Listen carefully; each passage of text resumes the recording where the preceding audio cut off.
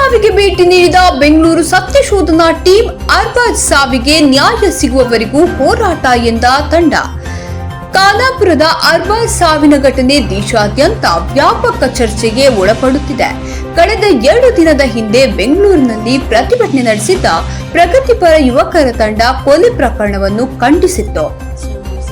7 ಜನರ ಸತ್ಯಶೋಧನಾ ತಂಡ ಇಂದು ಬೆಳಗಾವಿಗೆ ಭೇಟಿ ನೀಡಿದ್ದು, ಅರ್ಬಾಜ್ ತಾಯಿ, ಬೆಳಗಾವಿ ಜಿಲ್ಲಾಧಿಕಾರಿಗಳು, ಪೊಲೀಸ್ ವರಿಷ್ಠಾಧಿಕಾರಿ, ಸ್ಥಳೀಯ ಸಂಘಟನೆಯ ನಾಯಕರು ಸೇರಿದಂತೆ ಅನೇಕ ಜನರನ್ನ ಸಂಪರ್ಕಿಸಿದ್ದ ಸತ್ಯಶೋಧನಾ ತಂಡ ಅನೇಕ ವಿಷಯಗಳ ಮಾಹಿತಿಯನ್ನ ಅಧಿಕೃತವಾಗಿ ತೆಗೆದುಕೊಂಡಿದೆ. ಅರ್ಬಾಜ್ ಸಾವಿನ ಸಂಪೂರ್ಣ ಮಾಹಿತಿಯನ್ನ ಪಡೆದಿರುವ ತಂಡ ಶೀಘ್ರದಲ್ಲೇ ವರದಿ ತಯಾರಿಸಿ ಪತ್ರಿಕಾ ಪ್ರಕಟಣೆಯನ್ನ ಹೊರಡಿಸಲಿದ್ದು, ನಂತರ ರಾಷ್ಟ್ರವ್ಯಾಪಿ ಪ್ರತಿಭಟನೆ ನಡೆಸಲಾಗುವುದು. ತಂಡದ ಸದಸ್ಯ ಆಕಾಶ್ ಭಟ್ಟೋಚಾರ್ಯ ತಿಳಿಸಿದರು. ಸತ್ಯಶೋಧನಾ ತಂಡದಲ್ಲಿ ಅಜಿಂ ಪ್ರೇಮ್ಜಿ ಯೂನಿವರ್ಸಿಟಿ ಪ್ರಾಧ್ಯಾಪಕ, ಆಕಾಶ್ ಭಟ್ಟಾಚಾರ್ಯ ವಕೀಲೆ, ಅವನಿ ಚೌಕ್ಸಿ ಫ್ರೈಟರ್ನಿಟಿ ಮೂವ್ಮೆಂಟ್ನ ನಿಜಾಮುದ್ದೀನ್, ಸಂಶೋಧನಾ ತಜ್ಞ ಸಿದ್ಧಾರ್ಥ ಜೋಶಿ, ಸಾಮಾಜಿಕ ಹೋರಾಟಗಾರ ತನ್ವೀರ್ ಅಹ್ಮದ್ ಮತ್ತು ತನಿಖಾ ವರದಿಗಾರ ಜಾಕೀರ್ ಮತ್ತು ಜುನೈದ್ ಒಳಗೊಂಡ ತಂಡ ಇದಾಗಿದೆ. ಸದ್ಯ ಅರ್ಬಾಜ್ ಸಾವಿನ ಪ್ರಕರಣದ ಸಂಪೂರ್ಣ ಮಾಹಿತಿಯನ್ನ ಪಡೆದಿರುವ ಈ ತಂಡ ಶೀಘ್ರವಾಗಿ ಒಂದು ವರದಿಯನ್ನ ತಯಾರುಪಡಿಸಿ ಮಾನವ ಹಕ್ಕುಗಳ ಆಯೋಗಕ್ಕೂ ಸಲ್ಲಿಸುವುದಾಗಿ ತಿಳಿಸಿದೆ. हादसा जो हुआ है खास करके उसके आगे की घटना, पुलिस इन्वेस्टिगेशन कैसा चल रहा है, अरेस्ट हुए हैं कि नहीं, ये लेके काफ़ी कंफ्यूजन है. यहाँ पे किसी लोगों से बात करके लगा कि कुछ लोग वहाँ कस्टडी में हैं, लेकिन कंफर्म नहीं हो पाया. तो ये एक चीज़ लेके काफ़ी कंफ्यूजन है लग रहा है. लेकिन उस घटना के पहले जो प्रक्रियाएं हुई उसके बारे में हमने जो पहले भी सुना था वो एक तरह से कंफर्म हुआ, और जो घटना घटी उसका और भी उसका जो भयानक चरित्र है वो और भी खुल के सामने आया. जो पता चला कि काफ़ी समय से ये चीज़ चल रहा था, आगे पीछे हो रहा था. जो सबसे ख़राब लगा मेरे को पर्सनली कि जो फैमिली जो है वो झेल रहा था काफ़ी समय से इस तरह के थ्रेट्स, इस तरह के ये सब जो चल रहा था, लेकिन उनको कभी एहसास नहीं हुआ कि बात यहाँ तक पहुँच सकती है कि अरबाज को शायद मार दिया जाए. तो हमने जब पूछा कि जब से आपको थ्रेट्स मिलना शुरू हुआ तो आपने क्या किसी से मदद मांगी, तो कहा गया कि हाँ मांगे थे, लेकिन मतलब इतना सीरियस बात बन जाएगा ये हम सोच नहीं पाए थे. तो हमको लगा था कि कोई एक तरह से मामला सुलझ जाएगा, कोशिश हम कर रहे थे, लेकिन बात यहाँ तक पहुँच गई. इससे इन लोग को भी काफ़ी शॉक मिला है, और साथ साथ ये भी समझ में आया कि बात थ्रेट्स तक पहुँचना ये इतना कुछ अबनॉर्मल नहीं है शायद. यहाँ पे जो बात सबने कही कि मतलब ऐसा घटना घट सकती है, लेकिन हत्या तक क्यों जाएगा, तो वो सुनकर मैं काफ़ी चौंक गया कि हत्या तो बहुत एक एक्सट्रीम सिचुएशन है. Lot of things went wrong before that. मतलब कोई कहीं पे लव अफेयर है, मतलब प्यार मोहब्बत तो कोई गुनाह नहीं है, और ये तो मज़हब के हिसाब से नहीं होता है, जाति के हिसाब से नहीं होता है. लेकिन बात यहाँ तक पहुँच गई कि उसको गुनाह तक मानने के लिए भी लोग तैयार है. सिर्फ यही सवाल है कि हत्या तक क्यों पहुँचे. तो इससे ये भी प्रकट होता है कि ओवरऑल समाज में जो कम्युनिटीज़ के बीच जो टेंशन्स हैं वो कहाँ तक पहुँच गया है. तो मोटे तौर पे ये है कि जो वहाँ पे बैठ के समझ में आ रहा था वो और भी गहराई में समझ में आया, और साथ ही में घटना के बाद का जो पुलिस इन्वेस्टिगेशन का प्रक्रिया है उसमें जो कमज़ोरी दिखी, उससे भी काफ़ी हम लोग को लगा कि this is very serious problem there. तरह तरह के लेवल्स पे फॉलो अप करने की ज़रूरत है, लोकल लेवल्स पे बेंगलुरु में, because investigation is not proceeding along very clear lines.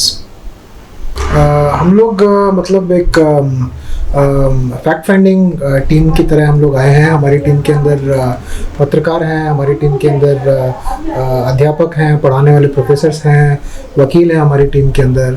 तो हम लोग हमको इस घटना के बारे में कुछ दिनों पहले मालूम हुआ कि इस तरह से बेलगांव में इस तरह से एक लड़के की हत्या कर दी गई है, और उस वक्त सीधे सीधे ये ऑनर किलिंग का मामला लग रहा था कि क्योंकि उसका संबंध किसी दूसरे धर्म के लड़के के साथ था, इस कारण से उसको मारा गया है। तो उसके खिलाफ हमने एक धरना प्रदर्शन भी किया था बेंगलोर में, और हम इस मामले के बारे में और जानना चाहते थे कि स्थानीय पुलिस क्या कर रही है, स्थानीय प्रशासन क्या कर रहा है।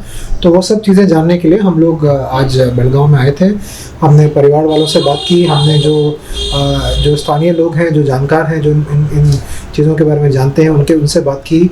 हमने जो पुलिस अधीक्षक हैं उनसे बात की, एसपी से बात की, हमने यहाँ के जो जिलाधिकारी हैं, डीसी हैं, उनसे बात की, और इसके ज़रिए हमने पता लगाने की कोशिश की कि घटना में क्या हुआ था और प्रशासन ने अभी तक क्या क्या कदम उठाए हैं। डीसी ऑफिस में हम लोग काफ़ी समय बिताए। डीसी साहब तो थे नहीं, फिर आखिर में जब आए साफ तरह से पता भी नहीं चला, तो वो गाड़ी चल रहे थे तो हमको पीछे भागना पड़ा, साथ में वो एक लेके। तो फिर डीसी साहब गाड़ी से उतरे और मैंने जब बोला कि ऐसा ऐसा बात है, हम लोग आए हैं, तो उन्होंने सवाल पूछा कि कहाँ हुआ है, क्या हुआ, मुझे तो कुछ पता नहीं। मैंने बोला कि ऐसा हुआ है खालापुर में। तो अच्छा ठीक है, आपका चिट्ठी हम ले लेते हैं, पुलिस ऑफिसर से बात किए बिना हम कुछ नहीं कह सकते, तो हम पुलिस ऑफिसर से बात करके फिर आपका चिट्ठी पे हम रिस्पॉन्ड करेंगे। और ये कह के वो निकल गए, तो इससे आगे कुछ बात नहीं हो पाया। तो हम एसपी से मिले थे, एसपी ने बताया कि अभी मैं आपको कुछ नहीं बता सकता हूँ, अब इन्वेस्टिगेशन पेंडिंग है, इन्वेस्टिगेशन के बाद ही मैं कुछ बता पाऊँगा।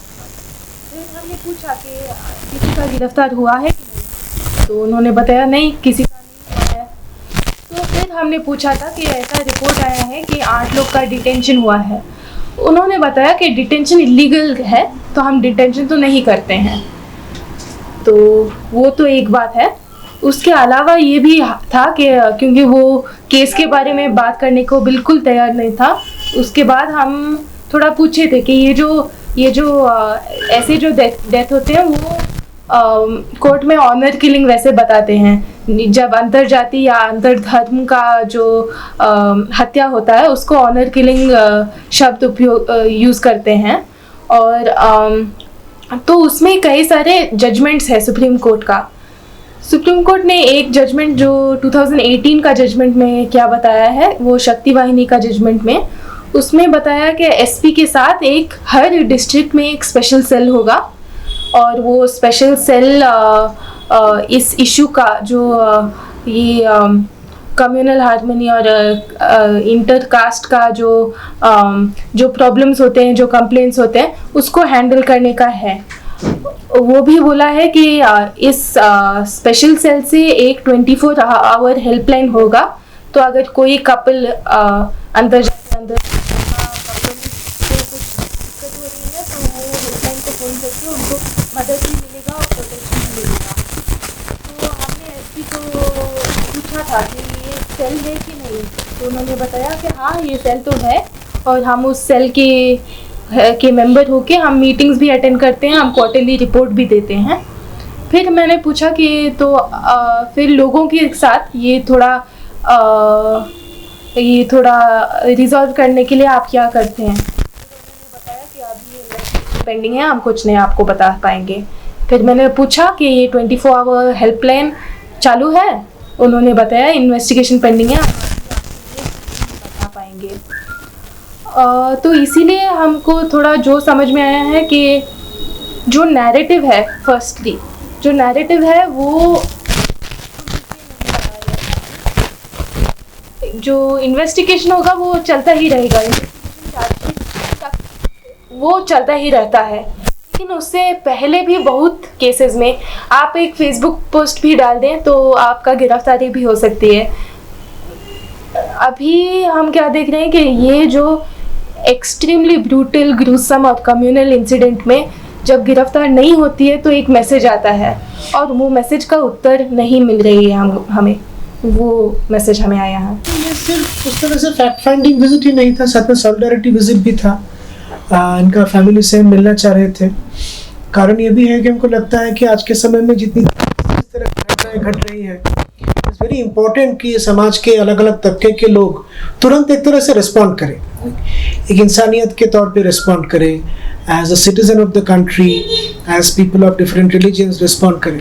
और रिस्पॉन्स का मतलब सिर्फ घर पे बैठ के दुख जताना नहीं है, रास्ते पे प्रोटेस्ट करना है, जाके सॉलिडारिटी दिखाना, सब कुछ ही है। तो ये एक पार्ट था हमारे विजिट का। आगे हम बेंगलोर वापस जाके इसकी बेसिस पे एक फैक्ट फाइंडिंग रिपोर्ट तो रिलीज करेंगे ज़रूर, और जितना दूर तक बात को फैलाया जाए वो भी करेंगे।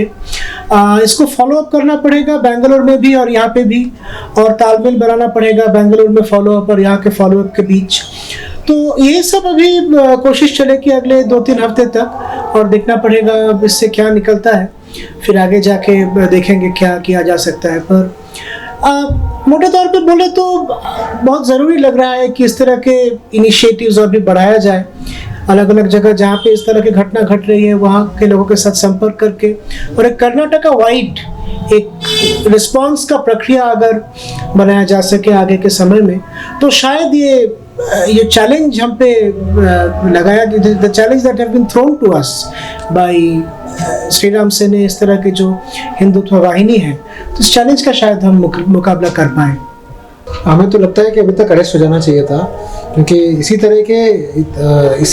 तरह का एक मामला बेंगलोर में हुआ था, जहाँ पे एक इस्लाम धर्म में मानने वाले लड़के ने किसी हिंदू धर्म में मानने वाले लोगों पे हमला किया था, और वो बड़ा मुद्दा बना, उस पर चीफ मिनिस्टर का बयान आया, तुरंत FIR हुई, तुरंत गिरफ्तारी हुई। वही मुस्तैदी यहाँ पे दिखाई नहीं देती है। वही 9 दिन हो चुके हैं, अभी तक एक भी आरोपी को गिरफ्तार नहीं किया गया, तो हम तो ये कह सकते हैं कि ढिलाई हुई है पुलिस की तरफ से, और अभी तक गिरफ्तारी हो जानी चाहिए थी। अगर जल्दी अगर रिजल्ट नहीं आता है तो फिर इसको दूसरे इन्वेस्टिगेशन एजेंसी को देने की ज़रूरत होगी, लेकिन वो मेरे को लगता है वो परिवार का निर्णय है। अगर परिवार चाहेगा कि कोई और उसको जांच करे तो फिर वो सरकार को उसको सहमति देनी चाहिए। मुश्किल है क्योंकि कोई कुछ बताने को तैयार नहीं है। SP से बात की तो वो कुछ बताने को तैयार नहीं थे। उन्होंने इतना कहा कि कोई गिरफ्तारी नहीं हुई, इस बात की उन्होंने पुष्टि की, और उसके हिसाब से ही हम कह रहे हैं कि उसका मतलब है कि जितनी जल्दी काम होना चाहिए था उतनी जल्दी। कि अगर इन्वेस्टिगेशन सही तरह से ना हो, आने वाले दिनों में शायद केस को कोई नया मोड़ दिया जाए पब्लिक डिबेट्स में, जैसे हुआ है काफ़ी सारे केसेस को लेके। तो हमें डर है कि ऐसा हो सकता है। कल एक चीज़ ये भी महसूस हुई कि एक यूनिटी की कमी है यहाँ पे, उम्मत के अंदर यूनाइट नहीं, तो उसमें ये महसूस हो रहा है कि सुबह से हमें जितने भी लोगों से मुलाकातें करें, हर एक जो है अपने अपने कम्युनिटी बेस्ड, अपने अपने NGO बेस्ड काम कर रहे हैं, मगर यूनाइट होके ये इशू पे काम कोई भी नहीं कर रहा है। हर कोई ये चाह रहा है कि वो अपने जगह पे मेमोरेंडम दे, वो अपने जगह पे आज़ादाना प्रेस कॉन्फ्रेंस करे और अलग अलग तरह से काम करे। तो इस बिना पर यह महसूस हो रहा है कि यहाँ पे एक यूनाइटी की कमी है, एक उम्मत के अंदर जो है यूनाइट नहीं है। तो ये हमें अपील करते हैं कि हमारी टीम की तरफ से कि आपके चैनल के माध्यम से अगर आप यहाँ के बेलगाम के उम्मत तक पहुँचा दें ये मैसेज कि यहाँ पे यूनिटी की बहुत ज़रूरत है, तो उम्मत एकजुट हो और एकता हो, तभी जाके कुछ केसेस को भी हमें आगे कुछ सॉल्व करने की कोशिश कर सकते हैं।